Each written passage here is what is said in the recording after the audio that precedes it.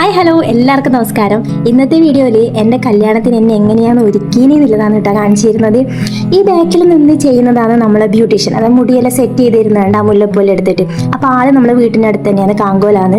അപ്പം ആള് നല്ല രീതിയിൽ തന്നെ ഒരുക്കി, ഒരുപാട് മേക്കപ്പ് ഒന്നും ചെയ്യാണ്ട് ലൈറ്റായിട്ടേ ചെയ്തില്ല. അതുകൊണ്ട് എനിക്ക് ഇന്ന് എൻ്റെ വീഡിയോ കാണുമ്പോൾ ഭയങ്കര ഒരു സന്തോഷമാണ്.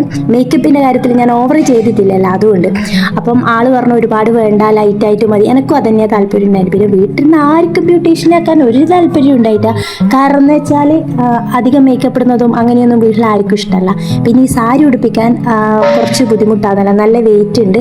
അപ്പം കല്യാണമല്ലേ, അപ്പോൾ കുറച്ച് ഭംഗി ആയിക്കോട്ടെ എന്ന് വിചാരിച്ചിട്ട് ആക്കിയതാണ്. അപ്പോൾ ആളിത് നല്ല രീതിയിൽ തന്നെ കീപ്പിച്ച് ഒരുക്കി തന്നിട്ടുണ്ട്. ഇപ്പം എല്ലാം എൻ്റെ ഈ വീഡിയോ കാണുമ്പം എല്ലാവരും പറയും നല്ല ഭംഗിയുണ്ട് കാണാൻ വേണ്ടി, ഒരുപാട് ഓവർ മേക്കപ്പ് അല്ലാന്നെങ്കിൽ ഇപ്പം കാണുമ്പം എനിക്ക് എൻ്റെ ഉള്ളിലൊരു ഇത് തോന്നൂലേ, അത്ര വേണ്ടിയായിരുന്നു എന്ന്. പക്ഷെ എനിക്കതൊന്നും തോന്നിയിട്ടില്ല കേട്ടോ.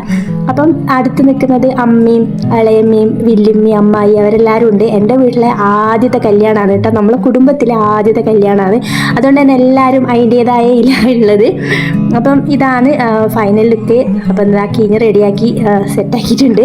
അപ്പം ഇതെല്ലാം എൻ്റെ കൂടെ പഠിക്കുന്ന, ആ സമയത്ത് പഠിച്ചവരാണ്, എൻ്റെ വീടിൻ്റെ അടുത്തുമാണ്. അപ്പോൾ അവരോട് ഇങ്ങനെ വന്ന് ചൊട്ട വെക്കുന്നത് പോലെയും അതുപോലെ മാല റെഡിയാക്കുന്നത് പോലെയും അങ്ങനെല്ലാം ചെയ്യാൻ വേണ്ടി പറഞ്ഞിട്ട് അവർ വന്നിട്ട് ചെയ്യുന്നതാണ് കേട്ടോ. എല്ലാവർക്കും ഈ ഒരു ലുക്ക് ഇഷ്ടമായി. ഓവർ മേക്കപ്പ് ഇല്ലാത്തത് കൊണ്ട് തന്നെ എല്ലാവർക്കും നല്ല ഇഷ്ടമായി. സിമ്പിളായിട്ട് ചേച്ചി ചെയ്ത് തന്നിനി. അതുകൊണ്ട് ഇപ്പോൾ ഞാൻ ചേച്ചിനെ ഓർക്കും, ഇപ്പോൾ ഒരടി ഉണ്ട് തോന്നുന്നു, ബ്യൂട്ടി പാർലർ അടി ഉണ്ട് തോന്നുന്നു കാങ്കോലി.